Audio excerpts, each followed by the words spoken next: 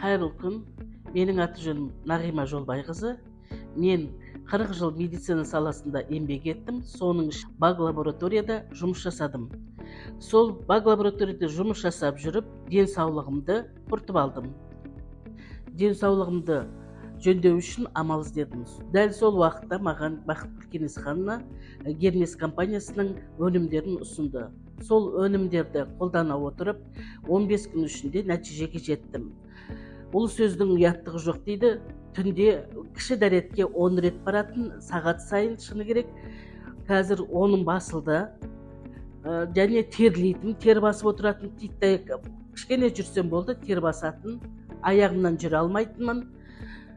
Жүрегім аузыма тығылып, есім шығатын. Қазір оның бәрі орнына түсті. Денсаулығым жақсарып келе жатыр.